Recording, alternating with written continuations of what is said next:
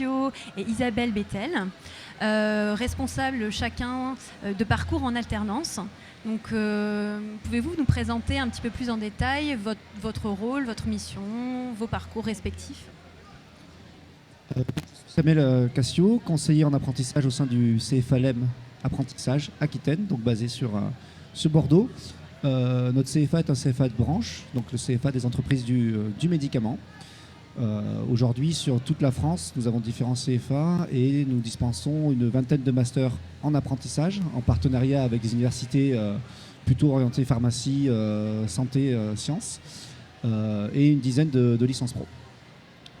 Moi, mon rôle en tant que conseiller, c'est de faire vraiment le lien entre les entreprises qui vont accueillir des alternants, donc de la définition de leurs besoins en alternance sur vers quelle formation s'orienter, la définition du parcours scolaire de l'étudiant également, savoir quelle formation il doit s'orienter pour aller vers son projet, et voilà, faire le lien tout simplement entre l'offre et la demande quelque part des industries et des étudiants.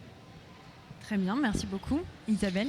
Alors, en ce qui me concerne, moi je suis professeure à l'UFR de pharmacie de l'Université de Bordeaux et je suis directrice des études de cette UFR et j'ai également donc mis en place un master en apprentissage en alternance avec les entreprises du médicament, d'où ma présence aujourd'hui aux côtés de Samuel Cassio.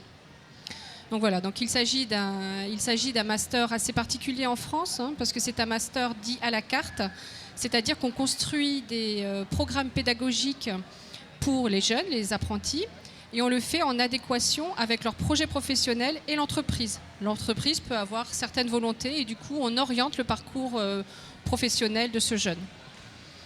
Donc je peux continuer si vous souhaitez aussi un petit peu. Donc ça veut dire qu'en fait avec ma formation, je me retrouve avec des apprentis qui sont un petit peu dans les différents secteurs des entreprises de santé.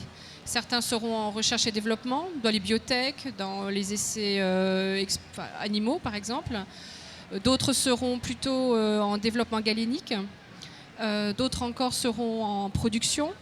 On en a également en essai clinique, en market access. Donc on couvre un petit peu tous les secteurs, affaires réglementaires également. Donc voilà, à partir de ce master, on construit des programmes pédagogiques à la carte. Et donc voilà, on peut orienter les jeunes là où ils souhaitent aller et là où l'entreprise a des besoins. Très bien, donc vous êtes représentant de l'apprentissage aujourd'hui aux Olympics. Quel est votre engagement, vous, durant ces 2 jours? Quel est le message que vous aimeriez faire passer? Le premier message, c'est que même les personnes handicapées ont accès à l'apprentissage. Il y a une structure qui est Handiem, qui gère tout ce qui est handicap, personnel handicapé dans les entreprises du médicament, qui accompagne les alternants en situation de handicap qui peuvent avoir plus de complications à trouver un contrat. Donc ils accompagnent dans la recherche, ils accompagnent également s'il faut financer des aménagements de poste, des choses comme ça. Donc voilà, le premier message, ça va être l'apprentissage, c'est ouvert aux personnes handicapées. Et ensuite, on va communiquer également sur les métiers, tout simplement informer les gens sur nos activités, savoir ce qu'on fait, quels sont les différents niveaux de diplôme, des choses comme ça. Alors moi je travaille déjà du côté recherche, je suis enseignant-chercheur, j'ai également une équipe de recherche, donc je travaille déjà avec 2 femmes en situation de handicap. Et donc moi je souhaitais également faire passer le message que si cette situation se rencontrait dans le cadre de l'apprentissage, eh bien je suis prête également à m'occuper de ça et à contacter Handiem si un jeune se présentait et on pourrait de la même façon faire un parcours à la carte pour cette personne-là, en accord avec ses possibilités, son souhait et les besoins de l'entreprise partenaire.